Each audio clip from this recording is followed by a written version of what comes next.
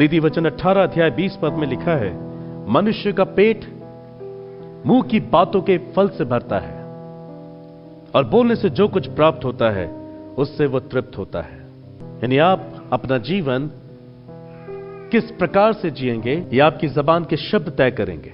यहूदी लोग पूरी बूढ़ी अल्पायु में जाना ही नहीं चाहते थे।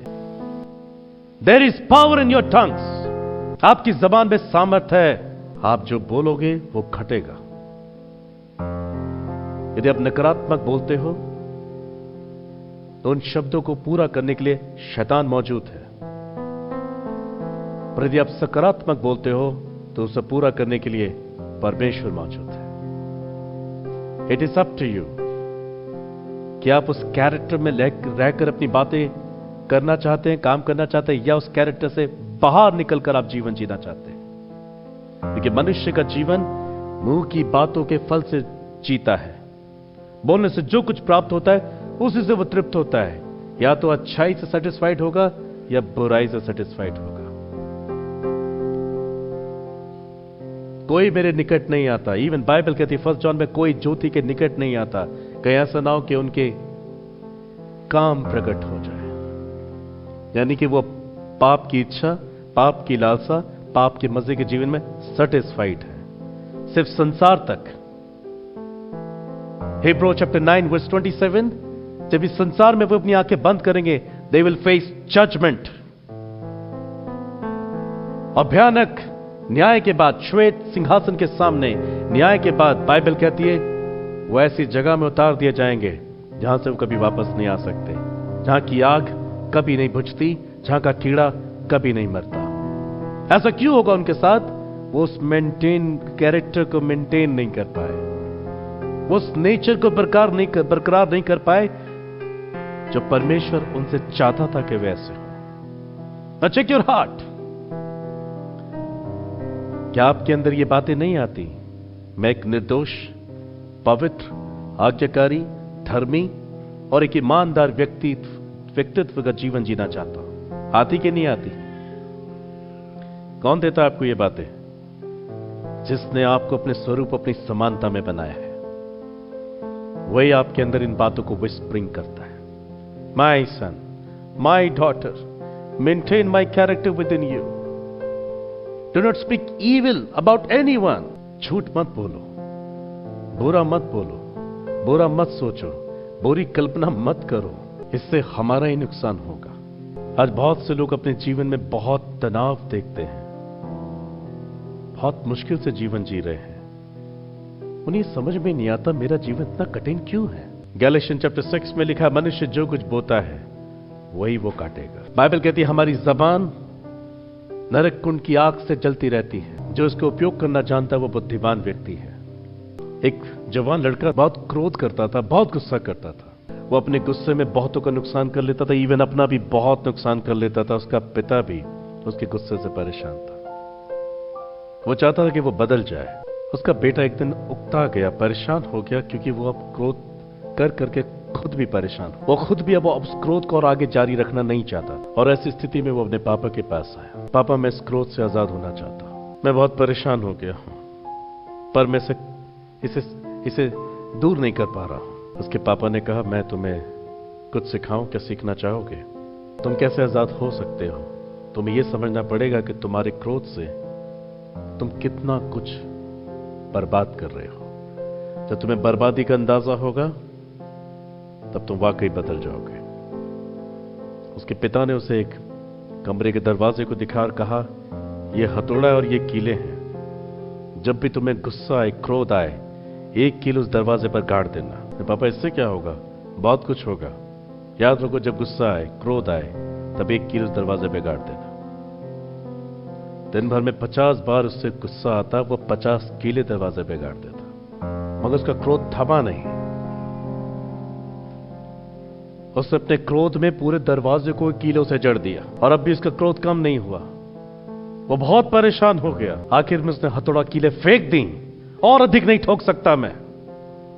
और पापा के पास आया, मैं क्या करूं, क्रोध पे मैं कंट्रोल नहीं कर पा रहा हूं। उसके पापा ने कहा, एक काम करो, जितने कीले ठोके उन सबको एक एक करके निकाल दो। ये नहीं कर सकता मैं। जब तुमने ठोकने में इतना वक्त लगाया तो उसे निकालने में भी इतना वक्त लगाओ। ये मुझसे नहीं होगा पापा, मैं ये कर नहीं पाऊंगा। तो फिर क्या करूं? तुम्हें सोचना पड़ेगा। मैं गाड़ी वकीलों को नहीं निकाल सकता पापा। अच्छा तो यह है कि आपसे मैं क्रोध ही नहीं करूंगा। मैं अब और कीले नहीं ठोकूंगा, और अब मैं और कीले ठोक कर फिर बाद में उसको निकाल भी नहीं सकता। तो मैं अब क्रोध नहीं करूंगा।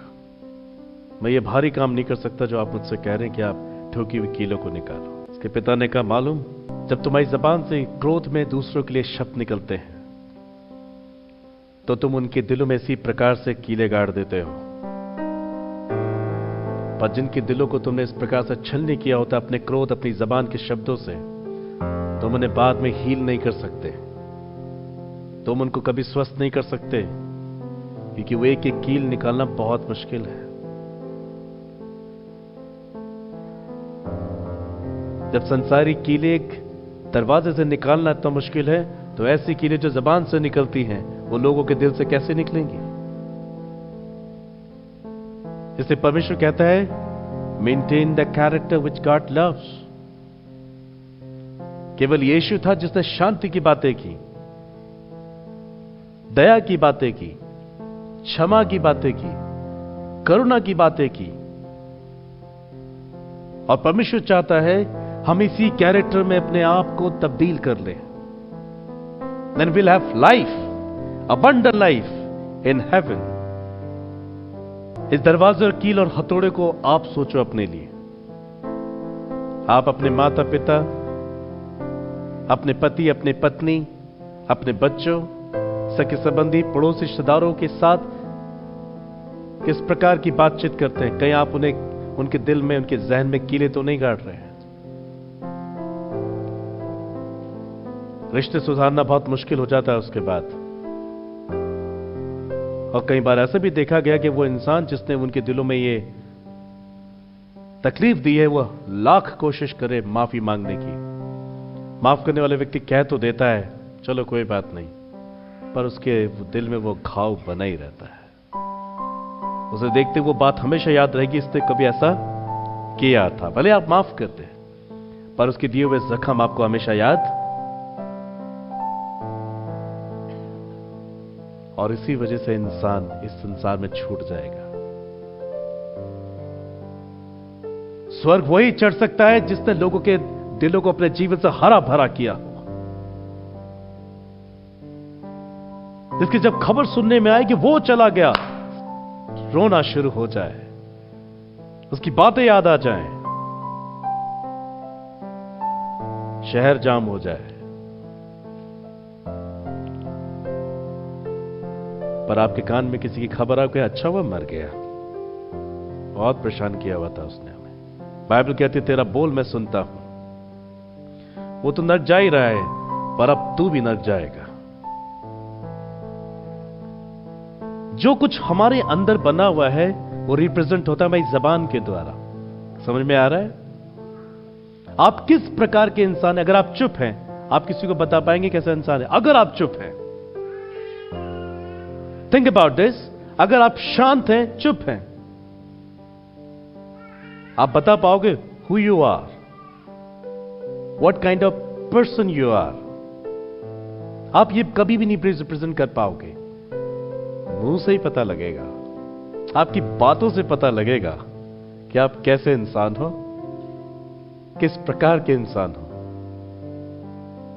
Maintain the character which God loves. यीशु कैसे कैरेक्टर में थे? केवल करुणा की बातें, बुद्धि की बातें, दया की बातें, क्षमा, माफी। और यहां पर यही लिखा है कि हमें एक दूसरे को माफ करना है। पवित्र आत्मा को शोकित मत करो, जिससे तुम पर छुटकारे के दिन के लिए छाप लगी हुई है। सब प्रकार की कड़वाहट, प्रकोप, क्रोध, कला, निंदा, सब बैर भाव समेत तुमसे दूर की जाए, क्योंकि ये सब कुछ दिखेंगे आपकी जबान से। अगर मैं शांत हूं और मैं आपसे कहूं कि आप अच्छे व्यक्ति नहीं हैं, तो मैं ये जबान खोले बगैर बता सकता हूं? मैं चुप हूं, आप मुझसे बात कर रहे हैं, तो आपको लग रहा है I am a good person. यदि बोल दूं तुम अच्छे इंसान नहीं, हो गया काम जो करना था आपने। मैं कैसा इंसान हूं मेरी जबान बताती है।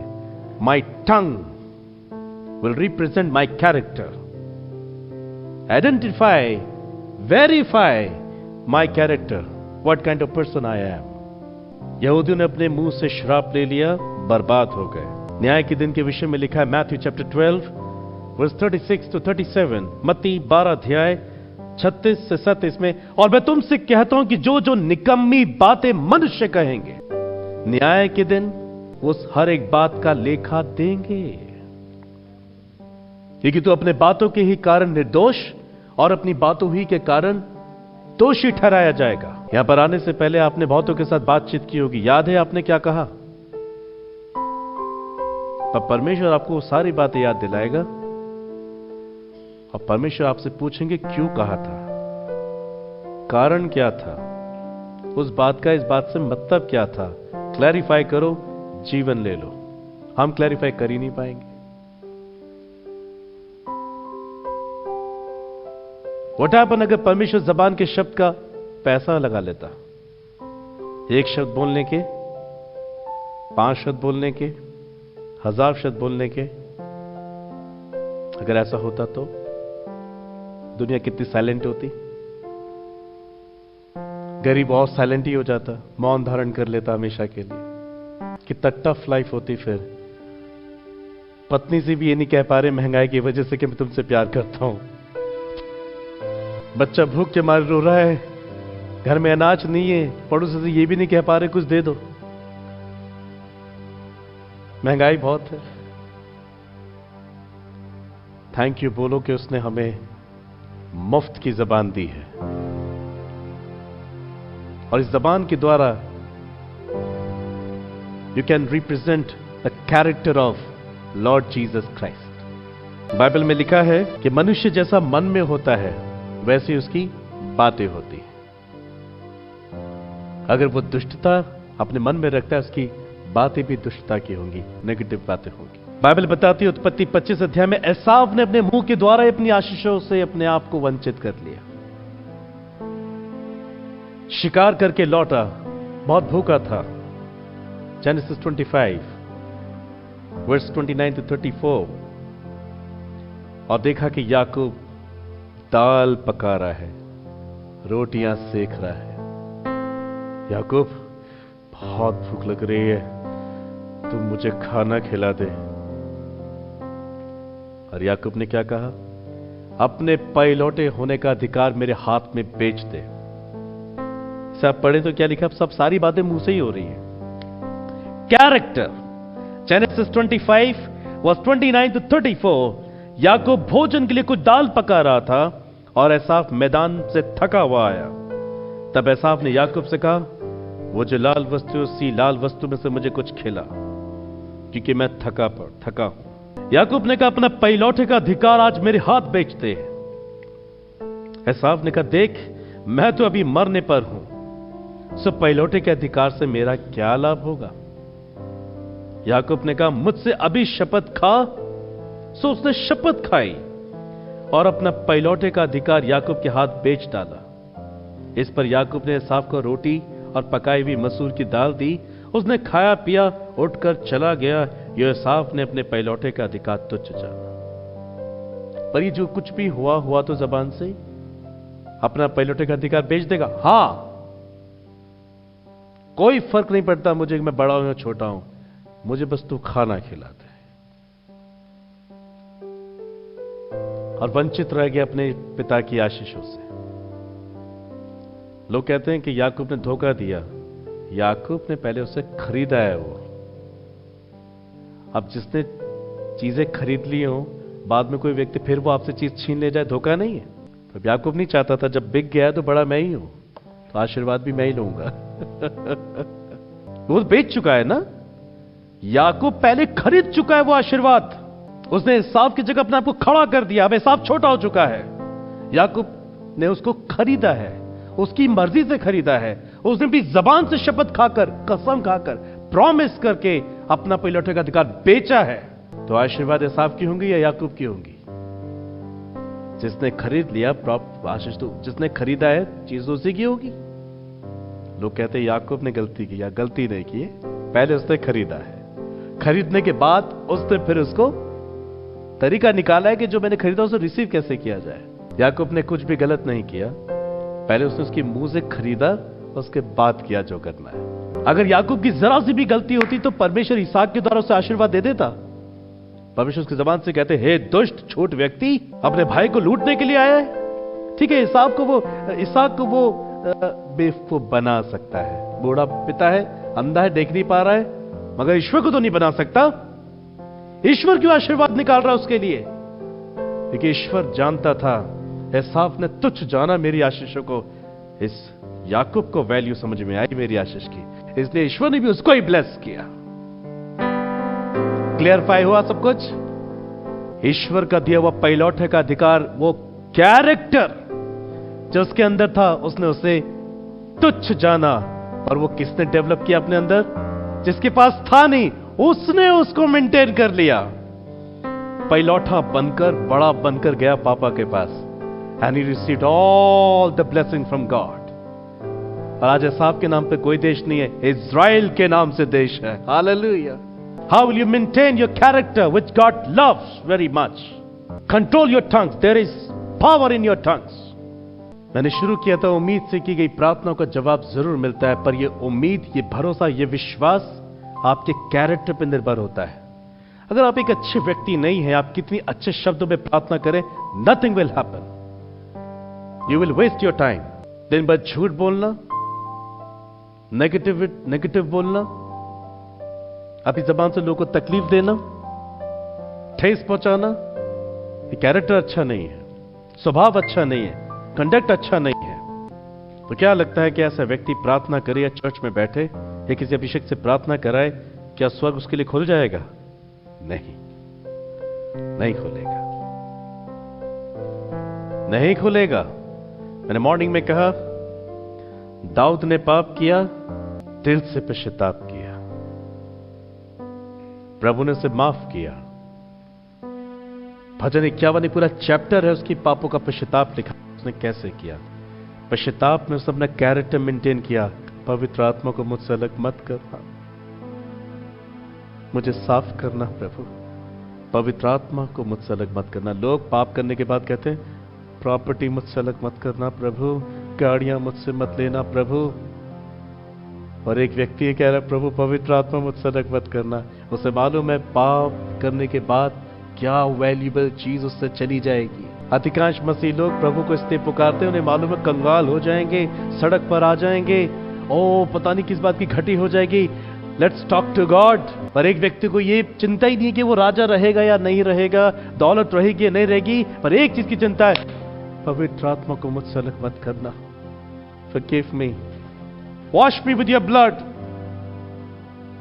और परमेश्वर ने उसी व्यक्ति को माफ किया। शाऊल ने भी कहा था सैमुएल प्रॉफिट से, हां मैंने गलती की तेरे विरोध में और ईश्वर के विरोध में, आई एम सॉरी, पर अब मेरे साथ चल। यह पश्चाताप है। कैरेक्टर मेंटेन नहीं किया फिर से, ठीक है हो गई गलती, आई एम सॉरी, चलो। सामुएल ने कहा, मैं तेरे साथ नहीं लौटूंगा, ईश्वर ने तुझे राजा होने के लिए अयोग्य ठहरा है। और ये व्यक्ति दाऊद पाप करके अयोग्य ठहरा, बट ही मेंटेन, प्रार्थना के द्वारा उसने मेंटेन कर लिया, लॉर्ड आई एम सॉरी, हुआ मुझसे गलती, जानबूझ कर दिया मैंने, बट पवित्र आत्मा को मुझसे नहीं लेना। और कितना ईमानदार रहा उसके बाद, कितना मेंटेन रखा उस कैरेक्टर को उसने, कि ईश्वर ने उसे अपने मन का पुरुष कह दिया। हालेलुया। जवानी में व्यभिचार से गिरा, एक अच्छा पश्चाताप किया, मेंटेन किया अपने आप को, और मेंटेनेंस को संभाल के रखा। बुढ़ापे में जब उसको वो बीमार हुआ, किसी भी प्रकार से उसके शरीर में गर्मी नहीं आ पा रही थी, उसके राज्य के लोगों ने एक जवान कुंवारी कन्या को उसके साथ सुला दिया, राजा को हमारे गर्म कर, वो बहुत बीमार है। और दाऊद देखो अभी तक मेंटेन कर रहा है, लिखा है वहां पर, उसने अपनी बेटी जानकर उसे छुआ तक नहीं। इसे कहते हैं मेंटेनेंस। हालेलुया। इसलिए वो स्वर्ग चढ़ गया।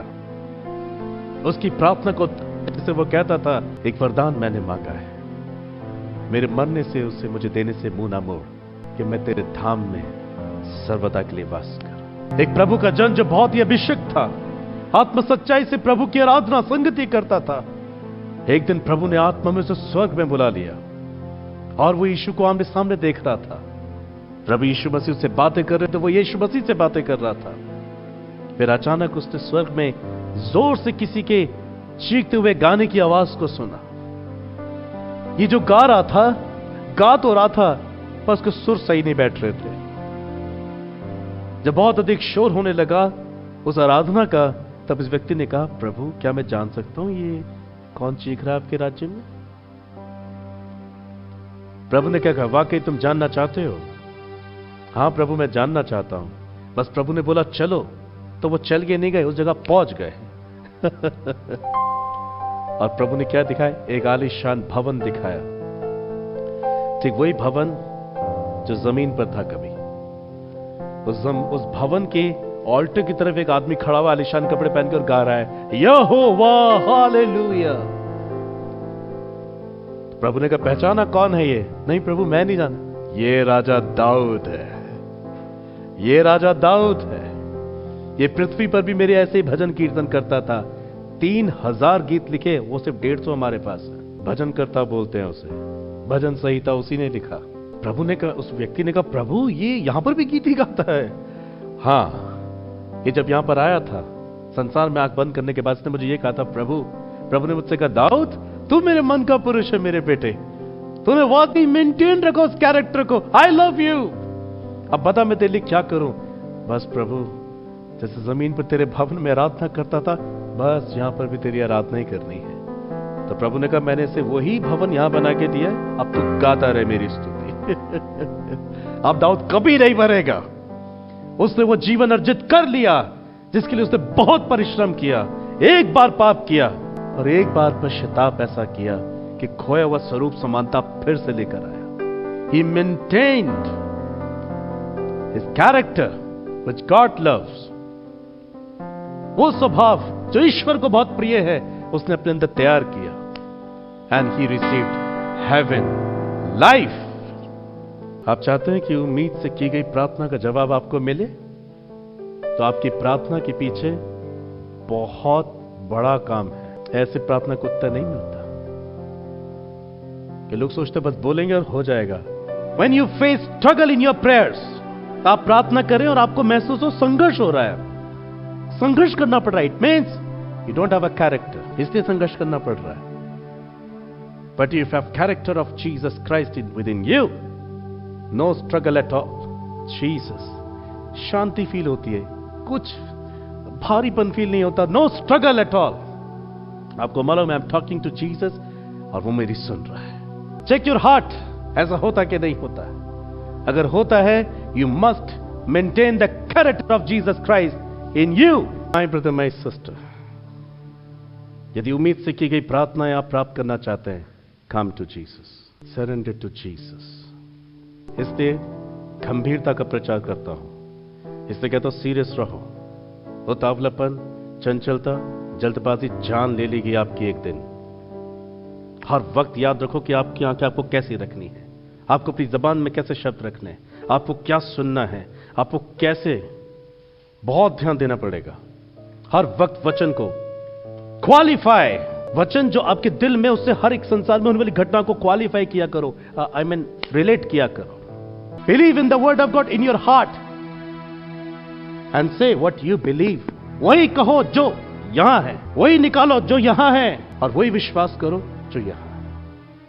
Very easy to live holy and righteous life. और लोग इस रहस्य को समझ नहीं पाते। यदि आप प्रभु की आवाज समझ चुके हैं, से हालेलुया। नाउ टॉक, बात करो और अपने लिए प्रार्थना करो। प्रभु ने बात कर ली, अब आप, प्रभु आपसे क्या मांग रहे हैं आपको मालूम है। लॉर्ड जीसस, आपके वचन के द्वारा मेरे लोगों को आशीषित करें। इन्होंने प्रार्थनाएं की है, आप इनके जीवन में चमत्कार करें। ये बहुत निराश हैं प्रभु, परेशान हैं, पर आज ये समझ पाए कि उम्मीद और भरोसा विश्वास से की गई प्रार्थना का उत्तर कैसे आता है। Mercy upon them Jesus. मैं आपके खून को इन सब पर डिक्लेयर करता हूं, इनके जीवन पर, इनकी आत्मा पर, इनके प्राण पर, इनके शरीर पर, टूटे हृदय पर मैं आपके खून को छिड़कता हूं। ये फॉरगिव देम। आप इन्हें क्षमा करें, अपने खून से धोकर इन्हें साफ शुद्ध और पवित्र करें। Sanctify them Lord, deliver them. दया करे प्रभु, अपना अनुग्रह उंडेले। You break every curses, turn every into blessings for them, turn every sorrow into joy for them. Let them glorify your name. Make the wonderful blessings to each other. Make the wonderful character for you, and use them for your glory, for your kingdom. Like an arrow, you bless them. Be a father to them. आप इनके जीवन में इस आशीष को दें, छुटकारे को दें। I release peace upon their life in Jesus' name. अंधविश्वास से आजाद हो जाएं, वासना व्यभिचार से आजाद हो जाएं। You the spirit of adultery, come out. Leave in the name of Jesus Christ. Spirit of liar, come out in Jesus Christ's name. Spirit of laziness, come out in Jesus Christ's name. Lord, deliver them now. कि प्रभु आपको छुटकारा दे रहा है। Receive your deliverance now in Jesus' name. Let your burning fire come and burn all the evil work in Jesus' name. You demon, you devil, you unclean spirit, spirit of Lucifer, I bind you in the name of Jesus Christ. I curse you in the name of Jesus Christ. I rebuke you in the name of Jesus Christ. A spirit of witchcraft, I bind you in the name of Jesus. दूर हो जाए यीशु मसीह के नाम से। मैं शैतान के हर एक काम को, जिनके व्यक्तिगत, पारिवारिक, सामाजिक, आर्थिक सेवकाई के जीवन में कार्य करते हैं, शैतान के हर एक कामों को जला देता हूं यीशु मसीह के नाम से। Fire in Jesus' name. And let them be delivered. Let them be healthy. Let them be holy and righteous. Let them be your son and daughters. Oh, you do great things in their life. Bless them. Bless them with the new character which you love in Jesus' name. अपने स्वभाव से, अपनी करुणा से भर दीजिए पिता। Thank you Jesus. Thank you Jesus.